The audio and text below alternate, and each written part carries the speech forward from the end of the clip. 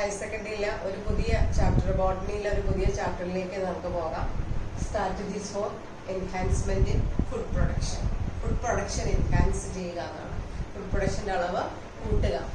അപ്പം ഈ ഒരു ചാപ്റ്ററിനെ കുറിച്ച് ചാപ്റ്റർ തുടങ്ങുന്നതിന് മുമ്പേ പറയാം, വളരെ ഇൻട്രസ്റ്റിംഗ് ആയിട്ടുള്ളൊരു ചാപ്റ്ററാണ്. ഇപ്പം നമ്മളൊരു ക്ലാസ്സിലിരിക്കുന്ന കുട്ടികളുടെ എണ്ണം എടുത്തിട്ട് നമ്മളെപ്പോഴും പറയും, ഇരിക്കുന്ന കുട്ടികൾ മുഴുവൻ ഗവൺമെന്റ് എംപ്ലോയീസ് ആകണമെന്നില്ല. എല്ലാവർക്കും തൊഴിൽ ഉണ്ടാവുകയാണ് എങ്കിൽ ലൈഫ് നല്ല രീതിയിൽ മുന്നോട്ട് പോകാൻ ജോലി സഹായിക്കും. അപ്പോൾ ഈ ഒരു ചാപ്റ്ററിലൂടെ ഞാൻ പറയുന്നത് സെൽഫ് സാറ്റിസ്ഫാക്ഷനിലൂടെ നിങ്ങൾക്ക് ചില പ്രവർത്തനങ്ങളിൽ ഏർപ്പെടാനും, ചില തൊഴിലുകളിൽ, കുടിൽ വ്യവസായം പോലെയുള്ള തൊഴിലുകളിൽ ഏർപ്പെടാനും, അല്ലെങ്കിൽ കുറച്ചുകൂടെ വിശാലമായ രീതിയിൽ വ്യാവസായികമായ പ്രവർത്തനങ്ങളിൽ ഏർപ്പെടാനും, വെൽത്ത് ഇൻക്രീസ് ചെയ്യാനും, സാറ്റിസ്ഫാക്ഷൻ ഉണ്ടാകാനും ഒക്കെ സഹായിക്കുന്ന ഒരുപാട് കാര്യങ്ങൾ നമുക്ക് ഈ ചാപ്റ്ററിൽ പഠിക്കാൻ കഴിയും. അപ്പം ഇത് നമ്മളിവിടെ പഠിക്കുന്നത് ശരിക്കും ഫുഡ് പ്രൊഡക്ഷൻ എങ്ങനെ ഇൻക്രീസ് ചെയ്യാമെന്നുള്ളതാണ്. നമുക്കറിയാം, നമ്മുടെ പോപ്പുലേഷൻ സൈസ് നാൾ ഇൻക്രീസ് ചെയ്തുകൊണ്ടിരിക്കുകയാണ്. ഇൻക്രീസിങ് പോപ്പുലേഷൻ അനുസരിച്ച് ഫുഡ് പ്രൊഡക്ഷൻ ഇൻക്രീസ് ചെയ്യാൻ വേണ്ടിയിട്ട് നമുക്ക് എന്തൊക്കെ ടെക്നിക്ക് അപ്ലൈ ചെയ്യാം. ശരിക്കും പറഞ്ഞാൽ അഗ്രികൾച്ചറിൽ തന്നെ അനിമൽ ഹസ്ബൻഡറി, അതുപോലെ തന്നെ പ്ലാന്റ് ബ്രീഡിങ് തുടങ്ങിയ കാറ്റഗറിക്കൊക്കെ തന്നെ പ്രധാന റോൾ, ഒരു മേജർ റോളാണ് ഫുഡ് പ്രൊഡക്ഷൻ ഇൻക്രീസ് ചെയ്യാൻ ആയിട്ട് സഹായിക്കുന്നത്.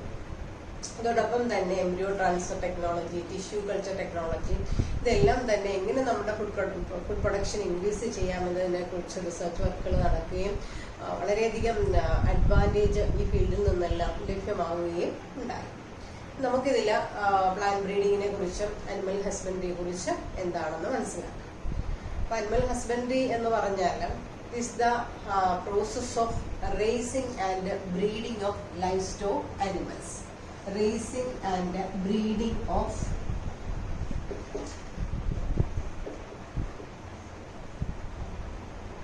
Life stock animals. Livestock animals എന്താണ് എന്നൊക്കെ സംശയം അല്ലേ?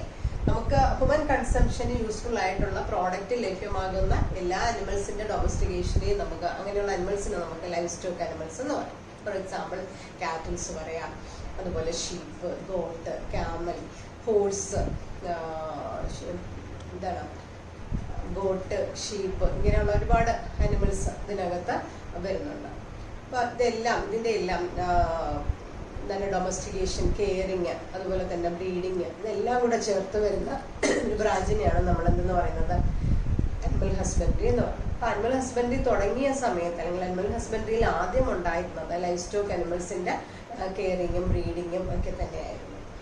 എന്നാൽ കാലം മാറുന്നതിനനുസരിച്ച് പൗൾട്രി ഫാം മാനേജ്മെന്റ്, അതോടൊപ്പം തന്നെ ബീ കീപ്പിംഗ്, ഫിഷറീസ് തുടങ്ങിയ ബ്രാഞ്ചസ് എല്ലാം തന്നെ വന്നു. പിന്നീട് നമ്മൾ വിശാലമായി ചിന്തിച്ചു കഴിഞ്ഞപ്പം ഹ്യൂമൻ കൺസംഷന് വേണ്ടിയിട്ട് എന്ത് പ്രോഡക്റ്റ് ആണ് നമ്മൾ അനിമൽസിനെ കെയറിങ്ങിലൂടെ കിട്ടുന്നത്. അപ്പം അങ്ങനെയുള്ള അനിമൽസിനെയൊക്കെ കെയർ ചെയ്യുന്ന രീതി അനിമൽ ഹസ്ബൻഡറിയുടെ കീഴിലുമാണ്. ഇപ്പോൾ ഉദാഹരണം പ്രോഡക്ട്സ് എടുക്കുകയാണെങ്കിൽ, ഇപ്പം നമ്മൾ ആദ്യം പറഞ്ഞ ലൈഫ് സ്റ്റോക്ക് അനിമൽസിൽ പ്രധാനമായിട്ടും മിൽക്ക് ആൻഡ് മിൽക്ക് പ്രോഡക്ട്സ് ആണ്.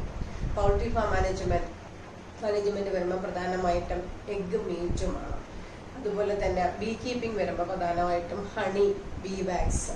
ഫിഷറീസ് വരുമ്പോൾ ഫിഷ് എന്ന് പറയുന്ന പ്രൊഡക്ഷൻ. അതുപോലെ തന്നെ സെറികൾച്ചർ വരുമ്പോൾ നമ്മൾ സിൽക്കിനെ കുറിച്ചാണ് പറയുന്നത്. അതുപോലെ പിന്നെ വൂൾ പ്രൊഡക്ഷൻ, ഇങ്ങനെയുള്ള ഒരുപാട് പ്രോഡക്റ്റ്, മാൻകൈൻഡിന് യൂസ്ഫുൾ ആയിട്ടുള്ള ഒരുപാട് പ്രോഡക്റ്റ്, ഒന്നിലധികം പ്രോഡക്റ്റ് ലഭ്യമാകുന്ന അനിമൽസിനെ നമ്മൾ ഇത് ചെയ്യുന്നു, കെയർ ചെയ്യുന്നു, ഡൊമസ്റ്റിക്കേറ്റ് ചെയ്യുന്ന പ്രോസസ്സിനെയാണ് നമ്മൾ അനിമൽ ഹസ്ബൻഡറി എന്ന് പറയുന്നത്. ഈ ലൈഫ് സ്റ്റോക്ക് അനിമൽസിന്റെ പിന്നെ കെയറിങ്ങും ഡൊമസ്റ്റിക്കേഷനും ഒക്കെ വെച്ച് ഡിസ്കസ് ചെയ്യുമ്പോൾ നമ്മൾ ആഗോള തലത്തിൽ എടുത്തു കഴിഞ്ഞാൽ ഇന്ത്യയിലും ചൈനയിലുമാണ് ഏകദേശം 70% of life stock production, life stock അനിമൽസിനെ കെയർ ചെയ്യുന്നതും ഡൊമസ്റ്റിക്കേറ്റ് ചെയ്യുന്നത് ഇന്ത്യയിലും ചൈനയിലുമാണ്.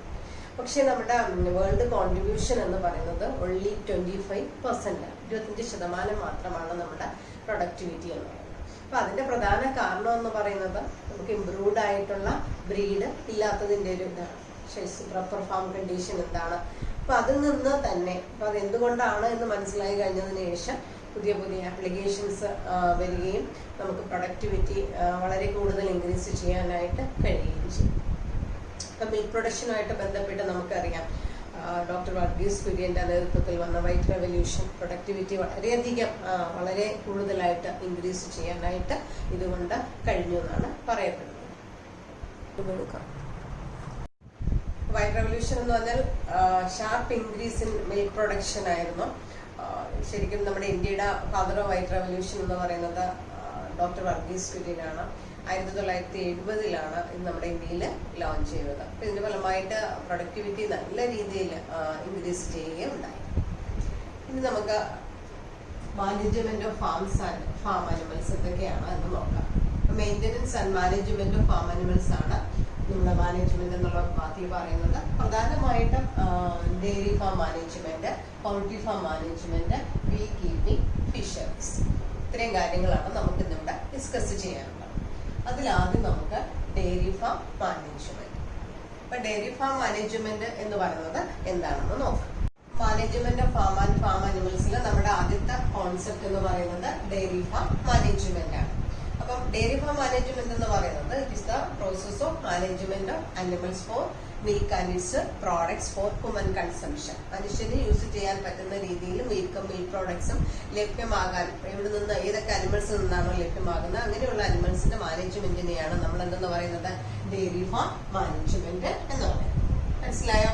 അപ്പൊ നിങ്ങൾക്കൊരു ചാൻസ്, അതായത് ഒരു ഡെയറി ഫാം കൺസ്ട്രക്ട് ചെയ്യാനുള്ള ഒരു അവസരം കിട്ടുകയാണെങ്കിൽ നമ്മുടെ മനസ്സിൽ എന്തൊക്കെ ഒബ്ജക്റ്റീവ്സ് ആയിരിക്കണം ഉണ്ടായിരിക്കേണ്ടതെന്നുള്ളതാണ് നമ്മൾ ഇതിനകത്ത് പഠിക്കുന്നത്. ഒരു ഡെയറി ഫാം മെയിൻറ്റെയിൻ ചെയ്ത് കൊണ്ടുപോവുക എന്ന് പറയുന്നത് ഒന്നാമത് താല്പര്യം, ചെയ്യുന്ന വ്യക്തിയുടെ അല്ലെങ്കിൽ വ്യക്തികളുടെ താല്പര്യമാണ് പ്രധാന ഫാക്ടർ. പിന്നെ അവര് എക്സ്പെക്ട് ചെയ്യുന്ന ഡിസൈറബിൾ ആയിട്ടുള്ള ക്യാരക്ടേഴ്സ് എല്ലാം അതിനകത്ത് ഉണ്ടായിരിക്കുക എന്നുള്ളത് ഓർത്തുവെക്കുക. പിന്നെ മറ്റുള്ളവരുടെ ഡിപ്പെൻഡൻസും ഇതെല്ലാം ചെയ്തുകൊണ്ട്, ഇതെല്ലാം ലഭ്യമായിക്കൊണ്ട് ഒരു ഡെയറി ഫാം കൺസ്ട്രക്ട് ചെയ്യാനുള്ള ഒരു അവസരം വരികയാണെങ്കിൽ നമ്മൾ മനസ്സിൽ സൂക്ഷിക്കേണ്ട ഒബ്ജക്റ്റീവ്സ് എന്തൊക്കെയാണെന്നാണ് നമ്മളിവിടെ ഡിസ്കസ് ചെയ്യാൻ പോകുന്നത്. മനസ്സിലായോ? ഇപ്പൊ ഡെയറി ഫാം മാനേജ്മെന്റിൽ നമ്മൾ ആദ്യം ഏത് തരത്തിലുള്ള ഒരു അനിമൽസിനെ കെയറിങ്, അനിമൽസ് അല്ല പ്ലാന്റ്സ് ആണെങ്കിൽ പോലും നമ്മളൊരു ക്രോപ്പ് ആണ് മനസ്സിലെടുക്കുക, കൾട്ടിവേറ്റ് ചെയ്യാൻ ഉദ്ദേശിക്കുന്നെങ്കിലും നമ്മുടെ മനസ്സിൽ ആദ്യം വരുന്ന ഒരു ഒബ്ജക്റ്റീവ് എന്ന് പറയുന്നത് എന്താണ്? ഈൽഡ് കൂടുതലായിരിക്കണം, അല്ലേ? ഇപ്പൊ നമ്മൾ ഈ ഡെയറി ഫാമില് ഫാം അനിമൽസിന്റെ കേസ് പറയുമ്പോഴും നമ്മൾ സെലക്ട് ചെയ്യുന്ന അനിമൽസ് നമ്മൾ ഏതിപ്പം കാറ്റിൽസ് ആകാം, അല്ലെങ്കിൽ എന്താണ് ഗോട്ട് ആകാം, ഷീപ്പ് ആകാം, ക്യാമൽ ആകാം, എന്ത് തന്നെയാണ് എങ്കിലും ആ അനിമൽസ് എന്ന് പറയുന്നത് ഗുഡ് ബ്രീഡ് ആയിരിക്കണം. ബ്രീഡ് എന്ന് വെച്ചാൽ എന്താണ്?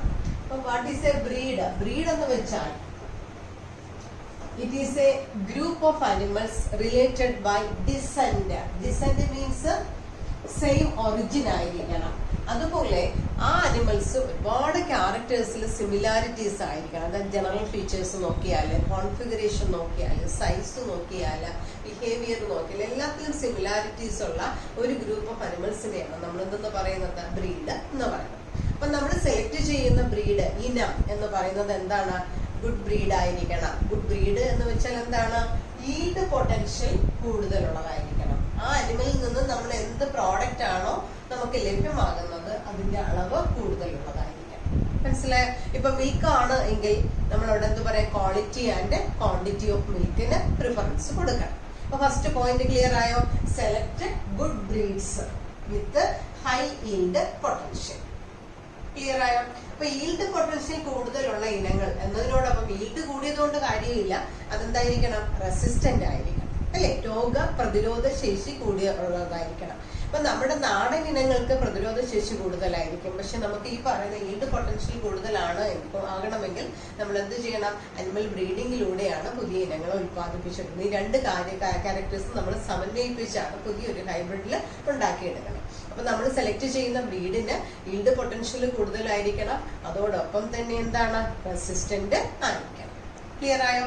നെക്സ്റ്റ് പോയിന്റ് എന്ന് പറയുന്നത് ആഡിക്വേറ്റ് വാട്ടർ കൊടുക്കണം. ആവശ്യത്തിന് ജലം കൊടുക്കണം. ശരിക്കും പറഞ്ഞാൽ ഡിസീസ് ഫ്രീ കണ്ടീഷനിൽ നിന്നുകൊണ്ട് ഉള്ള മെയിൻ്റനൻസ് ആയിരിക്കണം. വാട്ടർ കൊടുക്കുന്ന രീതിയിൽ നമ്മൾ അത് പാലിക്കപ്പെടണം. അപ്പൊ ഗീവ് ആഡിക്വേറ്റ് വാട്ടർ.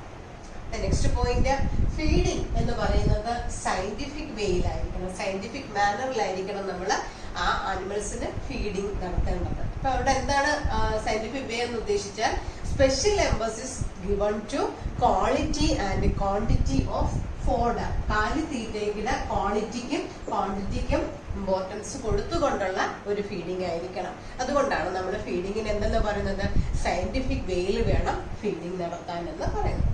ക്ലിയർ ആയോ? ഇതിലൊക്കെ ഉപരിയായിട്ട് നിങ്ങളുടെയൊക്കെ പല വീടുകളിലും എന്താണ് കാലി വളർത്തൽ ഒരു ഉപജീവന മാർഗമായിട്ട് കൊണ്ടുപോകുന്നുണ്ട്. അപ്പൊ ഡയറി ഫാം ഒന്നും ഇല്ല എങ്കിലും ഈ പറയുന്ന ഫാം അനിമൽസിനെ നമ്മൾ എന്ത് ചെയ്യാറുണ്ട്, ഡൊമസ്റ്റിക്കേറ്റ് ചെയ്യാറുണ്ട് അല്ലേ. അപ്പൊ അവിടെ നമ്മൾ പ്രധാനമായിട്ടും നമ്മുടെ മനസ്സിൽ എയിം ചെയ്തുകൊണ്ട് നമ്മൾ പ്രവർത്തിക്കേണ്ട ഒരു പ്രധാന കാര്യമാണ് ക്ലെൻലിനെസ് ആൻഡ് ഹൈജീൻ. ശുചിത്വ പരിപാലനം എന്ന് പറയുന്നത് വളരെ സ്ട്രിഞ്ചന്റ് ആയിട്ടുള്ള ക്ലെൻലിനെസ്സും ഹൈജീനും എപ്പോഴാണ്, വൈൽ മിൽക്കിംഗ്, അതുപോലെ തന്നെ storage and transport of milk and milk products. മിൽക്ക് പ്രോഡക്ട്സും സ്റ്റോർ ചെയ്യുന്ന കാര്യത്തിലാണെങ്കിലും അത് ട്രാൻസ്പോർട്ട് ചെയ്യുന്ന കാര്യത്തിലും എല്ലാം stringent cleanliness and hygiene is very important. ഇപ്പം തന്നെ എന്താണ് മെക്കനൈസേഷൻ ഉണ്ട്. നമ്മൾ പാല് കറക്കുന്നതിനൊക്കെ മെക്കാനിക്കൽ മെത്തേഡ് അനുസരിച്ച് കൊണ്ട് ചെയ്യാറുണ്ട്. എന്തുകൊണ്ടാണ്, പാത്തോജൻ ഫ്രീ ആയിട്ടുള്ള ഒരു എൻവയോൺമെന്റ് ക്രിയേറ്റ് ചെയ്യാൻ വേണ്ടിയിട്ടാണ് ആ ഒരു രീതി നമ്മൾ അഡോപ്റ്റ് ചെയ്യുന്നത്. അപ്പം ശുചിത്വ പരിപാലനം എന്ന് പറയുന്നത് വളരെ ഇമ്പോർട്ടന്റ് ആയിട്ടുള്ള ഒരു ഫാക്ടറാണ്. ഇപ്പൊ വീടുകളിൽ തൊഴുത്തിൽ വളർത്തുന്ന പശു ശരിക്കും ഹൈജീനിക് കണ്ടീഷനിലാണോ അതിനെ നമ്മൾ വളർത്തുന്നത് എന്നും അത് എന്താ പറയുന്നത് ക്ലീൻ ചെയ്യാറുണ്ടോ, അല്ലെങ്കിൽ പശുവിനെ തന്നെ ആണ് വളർത്തുന്നതെങ്കിൽ അല്ലെങ്കിൽ ഏത് കാറ്റിൽസോ മറ്റേത് ഫാം അനിമൽസ് ആണെങ്കിലും അതിന് ശരിയായ ഹൈജീൻ കണ്ടീഷൻസ് നമ്മൾ പ്രൊവൈഡ് ചെയ്യാറുണ്ടോ എന്നുള്ള കാര്യങ്ങളെല്ലാം നമ്മൾ ഇമ്പോർട്ടന്റ് ആയിട്ട് മനസ്സിൽ വെക്കുകയും അത് പ്രാവർത്തികമാക്കുകയും വേണം. മറ്റൊരു പോയിന്റ് എന്ന് പറയുന്നത്, നമ്മൾ ഈ ഫാം അനിമൽസിന്റെ എന്താ പറയുന്നത് ഡൊമസ്റ്റിക്കേറ്റ് ചെയ്യുന്ന സമയത്ത് നമ്മൾ റെഗുലർ ആയിട്ട് ഇവയെ ഒബ്സർവ് ചെയ്യണം. ഇപ്പം ആണെങ്കിൽ ഈ പല ജനങ്ങൾ പോപ്പുലേഷൻ ഇൻക്രീസ് ചെയ്യുമ്പോൾ പ്രൊഡക്ടിവിറ്റി ഇൻക്രീസ് ചെയ്യണമെന്ന് നമ്മൾ പറഞ്ഞു. അതിനനുസരിച്ച് ഇപ്പം നമ്മുടെ നാട്ടിൻപുറങ്ങളിലെല്ലാം തന്നെ എന്തുണ്ട്, ഫാമുണ്ട്. നിങ്ങൾക്ക് കഴിയുമെങ്കിൽ വീടിനടുത്തുള്ള ഫാമൊക്കെ വിസിറ്റ് ചെയ്യാൻ അവസരം കിട്ടുമ്പോൾ അവിടെ പോയി അത് എങ്ങനെയാണ് അത് മാനേജ്മെന്റ് നടത്തുന്നതൊക്കെ നോക്കാനുള്ള അവസരങ്ങൾ ഉണ്ടാകാറുണ്ട്. അപ്പോൾ അവിടുത്തെ ഒരു പ്രധാന നമ്മളാണെങ്കിൽ ഒരു ചെടി വളർത്തുകയാണെങ്കിൽ പോലും നമുക്ക് ആ ചെടിയിൽ നിന്നൊരു ഫ്ലവർ ഉണ്ടാകുമ്പോൾ കിട്ടുന്ന സാറ്റിസ്ഫാക്ഷൻ എന്ന് പറയുന്നത് വളരെ വലുതാണ്. അപ്പം നമ്മൾ ഫാം അനിമൽസിനെ തന്നെ ഡൊമസ്റ്റിക്കേറ്റ് ചെയ്യുമ്പോൾ അല്ലെങ്കിൽ ഒരു ഫാം കൺസ്ട്രക്ട് ചെയ്ത് മുമ്പോട്ട് മെയിൻറ്റെയിൻ ചെയ്ത് മുമ്പോട്ട് പോകുമ്പോൾ നമ്മൾ ശരിക്കും ഈ അനിമൽസിനെ ഒബ്സർവ് ചെയ്യണം, റെഗുലർ ആയിട്ട് ഒബ്സർവ് ചെയ്യണം. ദിവസവും അതിനെ ഒബ്സർവ് ചെയ്യുകയും എന്തെങ്കിലും പ്രത്യേകതകളൊക്കെ ഉണ്ട് എങ്കിൽ അത് റിക്കോർഡിക്കലായിട്ട് നിങ്ങൾ മെയിൻറ്റെയിൻ ചെയ്ത് കൊണ്ടുപോവുകയും വേണം. പിന്നെ ഒരു പോയിന്റ് എന്ന് പറയുന്നത്, റെഗുലർ ആയിട്ട് ഒരു വെറ്റിനറി ഡോക്ടറുടെ വിസിറ്റ് നിങ്ങളുടെ ഫാമിലുണ്ടായിരിക്കണം. എന്തെങ്കിലും അപാകതകളുണ്ടോ അല്ലെങ്കിൽ അനിമൽസ് എന്തെങ്കിലും എന്താണ് പ്രതിരോധ ശേഷി കുറവുണ്ടോ എന്നൊക്കെ മനസ്സിലാക്കാൻ വേണ്ടി റെഗുലർ ആയിട്ട് അതൊരു മാൻഡേറ്ററി ആയിട്ട് കമ്പൽസറി ആയിട്ടുള്ള ഒരു പ്രോസസ്സായിട്ട് തന്നെ നടത്തിക്കൊണ്ട് പോകണം. മനസ്സിലായോ ഡയറി ഫാം മാനേജ്മെന്റ് എന്താണെന്ന്? ഡയറി ഫാം മാനേജ്മെന്റ്, അതായത് ഡയറി ഫാം മെയിൻറ്റെയിൻ ചെയ്ത് മുമ്പോട്ട് കൊണ്ടുപോകണമെങ്കിൽ നമുക്ക് എന്തൊക്കെയാണ് അറിയണം എന്ന് പറയുന്നത്, ഗുഡ് ബ്രീഡ് ആയിരിക്കണം, ഈൽഡ് പൊട്ടൻഷ്യൽ കൂടുതലുള്ളതായിരിക്കണം, റെസിസ്റ്റന്റ് ഫ്രീ ആയിട്ടുള്ളതായിരിക്കണം, ആഡിക്വേറ്റ് വാട്ടർ അവർക്ക് കൊടുക്കണം, ഫീഡിങ് സയന്റിഫിക് വേയിലായിരിക്കണം. അവിടെ നമ്മൾ സ്പെഷ്യൽ എംഫസിസ് കൊടുക്കുന്നത് എന്തിനാണ്, ക്വാളിറ്റി ആൻഡ് ക്വാണ്ടിറ്റി ഓഫ് ഫോഡറിനായിരിക്കണം. അതോടൊപ്പം തന്നെ ഫ്രണ്ട്ലിനെസ് ആൻഡ് ഹൈജീൻ ഒരു പാരാമൗണ്ട് ഇമ്പോർട്ടൻറ്റ് പോയിന്റ് ആയിട്ടാണ് നമ്മൾ കൺസിഡർ ചെയ്യുന്നത്. പിന്നെ നമ്മൾ പറയുന്നത് റെഗുലറായിട്ട് നമ്മൾ ഇവയെ ഒബ്സർവ് ചെയ്യണം, നമ്മൾ റെക്കോർഡ് കീപ്പ് ചെയ്യണം. അതോടൊപ്പം തന്നെ ഒരു വെറ്റിനറി ഡോക്ടറുടെ ഇൻസ്പെക്ഷൻ എന്ന് പറയുന്നത് മാൻഡേറ്ററി ആയിട്ട് നടത്തണം. ക്ലിയർ ആയോ? ഡയറി ഫാം മാനേജ്മെന്റ് ആണ്. ഇപ്പം ഇതിനകത്ത് ഗോഡ്സ് ഉണ്ട്, ഷീപ്പുണ്ട്, കാറ്റിൽസ് ഉണ്ട്. ഇത് പൗൾട്രി ഫാം മാനേജ്മെന്റ്, ചിക്കൻ്റെ ബ്രീഡാണ്.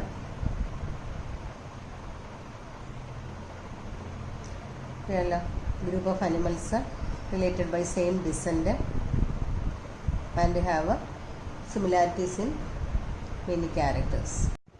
ഡയറി ഫാം മാനേജ്മെന്റ് എങ്ങനെയാണ് മെയിൻറ്റെയിൻ ചെയ്ത് പോകേണ്ടതെന്ന് മനസ്സിലായില്ലേ? Next poultry farm management. എന്താണ് poultry farm management? It's the management of fowls. Fowls എന്ന് വെച്ചാൽ എന്തുവാണ്? ബേർഡ്സ് മാനേജ് ചെയ്യുന്നു. എന്തിനു വേണ്ടിയിട്ട്? ഫോർ ഫുഡ് അല്ലെ, ഹ്യൂമൻ ബീയിങ്ങിന് ആവശ്യമായ ഫുഡ്, അതായത് എഗ്ഗായിട്ട് മീറ്റായിട്ട് മാൻകൈനിന് ആവശ്യമുള്ള ഫുഡ് അല്ലെങ്കിൽ ഹ്യൂമൻ കൺസംഷന് വേണ്ടിയുള്ള ഫുഡ് ലഭ്യമാകാൻ വേണ്ടിയിട്ട് ബേർഡ്സിനെ നമ്മൾ ഡൊമസ്റ്റിക്കേറ്റ് ചെയ്യുന്ന രീതിയാണ് നമ്മളെന്ന് പറയുന്നത് പൗൾട്രി ഫാം മാനേജ്മെന്റ് എന്ന് പറയുന്നത്. ആദ്യകാലങ്ങളിൽ പൗൾട്രി ഫാം മാനേജ്മെന്റിൽ പ്രധാനമായിട്ട് ചിക്കനും ഡക്സുമായിരുന്നു അതിനകത്ത് ഡൊമസ്റ്റിക്കേറ്റ് ചെയ്യുന്ന മെയിൻ ബേർഡ്സ് എന്ന് പറയുന്നത്. കാലക്രമേണ അതിനകത്ത് അഡീഷണൽ ആയിട്ട് ടർക്കി, ഗീസ്, പിന്നെ കൊയൽ അറിയത്തില്ലേ, നമ്മുടെ കാടക്കോഴികൾ, ഇതെല്ലാം തന്നെ ഇപ്പൊ നമ്മൾ ഡൊമസ്റ്റിക്കേറ്റ് ചെയ്യുന്നുണ്ട്. അപ്പൊ ഇവയിൽ നിന്നെല്ലാം നമുക്ക് ആവശ്യത്തിന് എഗ്ഗും കിട്ടാം, മീറ്റും കിട്ടാം.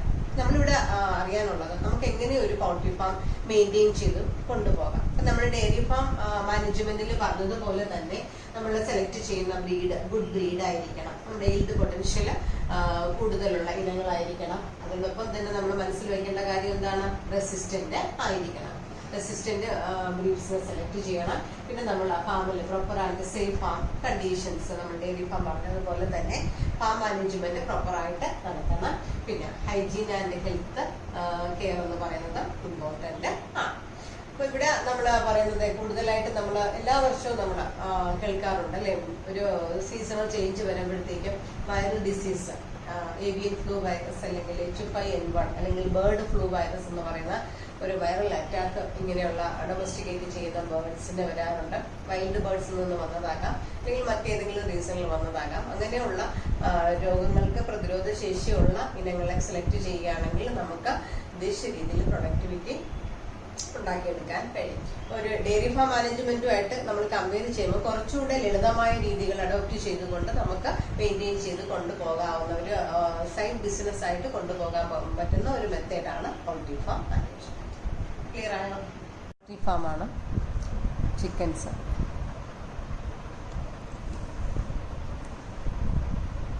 ഡക്സ്, ഗീസ്,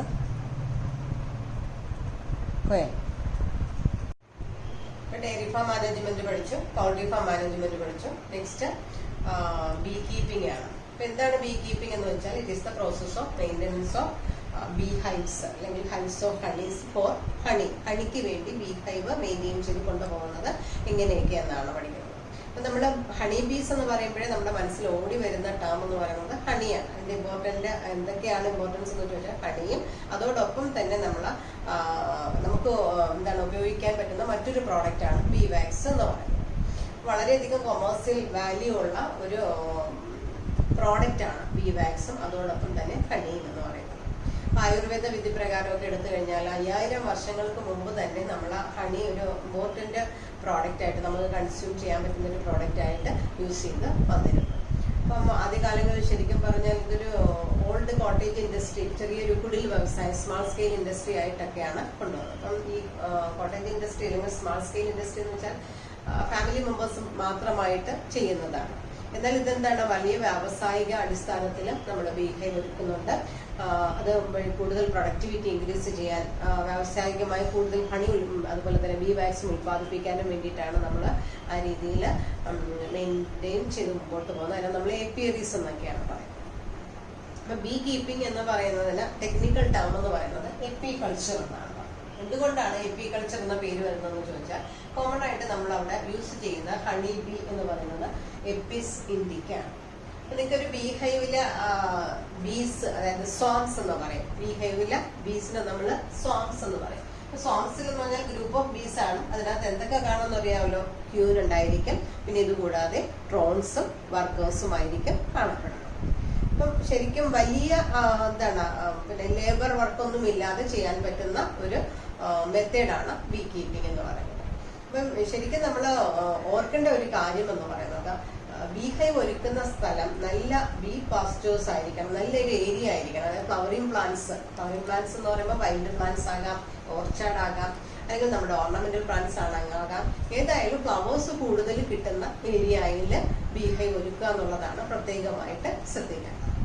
അപ്പൊ വളരെ വലിയ എക്സ്പെൻസ് ഇല്ലാതെ നമുക്ക് പ്രൊഡക്ടിവിറ്റി ഇൻക്രീസ് ചെയ്യാൻ പറ്റുന്ന ഒരു മെത്തേഡ് കൂടെയാണ് ബീ കീപ്പിംഗ് അഥവാ എപ്പികൾച്ചർ എന്ന് പറയുന്നത്. അപ്പൊ അവിടെ യൂസ് ചെയ്യുന്ന കോമൺ സ്പീഷീസ് ആണ് എപ്പിസ് ഇൻഡിക്ക എന്ന് പറയുന്നത്.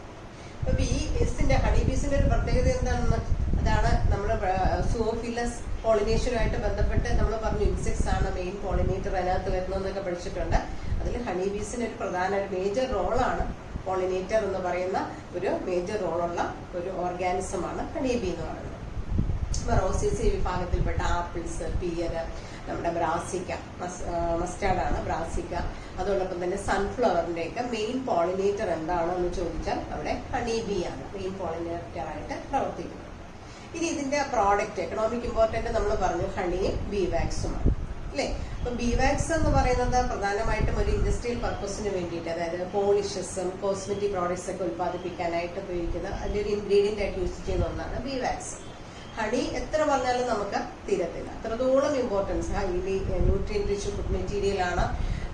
ഡെയിലി ഫാമിലി മെമ്പേഴ്സ് എല്ലാം എന്താണ് ഹണി കൺസ്യൂം ചെയ്യുന്നത് ആരോഗ്യത്തിനും സൗന്ദര്യത്തിനും ഒക്കെ വളരെ ഉത്തമമാണെന്ന് നമ്മൾ കേട്ടിട്ടുണ്ട്. മെഡിസിനൽ ഇമ്പോർട്ടൻസ് വളരെ കൂടുതലാണ്.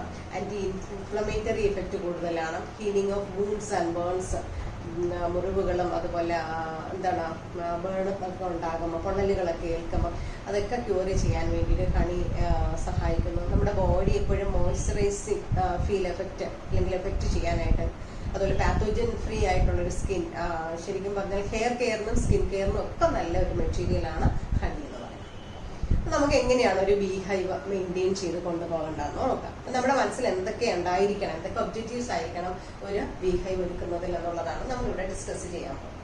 അപ്പൊ ഈ ഒരു കോൺസെപ്റ്റിൽ പ്രധാനമായിട്ടും ചോദിക്കുന്നത് എക്കണോമിക് ഇമ്പോർട്ടൻസ് എന്താണ്, അതുപോലെ തന്നെ ബീ ഹൈവ് മെയിൻറ്റെയിൻ ചെയ്യുമ്പോൾ നമുക്ക് എന്തെല്ലാം മെയിൻ പോയിന്റ്സ് നമ്മുടെ മനസ്സിൽ വരണമെന്ന് ചോദിക്കാം, കോമൺ സ്പീഷീസ് എന്താണെന്ന് ചോദിക്കാം, പിന്നെ മെയിൻ പോളിനേറ്റർ എന്തൊക്കെ, ഇത്രയും കാര്യങ്ങൾ ക്വസ്റ്റ്യൻസ് ആയിട്ട് വരുന്ന ഒരു ടോപ്പിക്കാണ് ബീ കീപ്പിംഗ് എന്ന് പറയുന്നത്. അപ്പൊ അതിൽ ഒന്നാമത്തെ പോയിന്റ് എന്ന് പറയുന്നത് നോളജ് ഉണ്ടായിരിക്കണം, അല്ലെ? ഇതിനെ കുറിച്ചാണ് nature and habit of bees. Honey ബീസിനെ കുറിച്ച് ഒരു നോളജ്, ഒരു അവയർനെസ് നമുക്ക് ഉണ്ടായിരിക്കണം.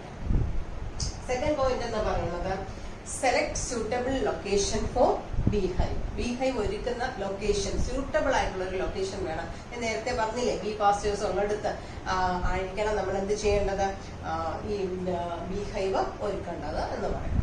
നെക്സ്റ്റ് പോയിന്റ് എന്ന് പറയുന്നത് കാച്ചിങ് ആൻഡ് ഹൈവിംഗ് ഓഫ് സോങ്സ്. ആ ബീസിലെ മെമ്പേഴ്സ് എല്ലാം ഉണ്ടോ, ആ ഗ്രൂപ്പ് ഓഫ് ബീസ് കൃത്യമായിട്ടുണ്ടോ എന്നുള്ളതിനെ കുറിച്ച് നമുക്കൊരു അവയർനെസ് ഉണ്ടായിരിക്കും.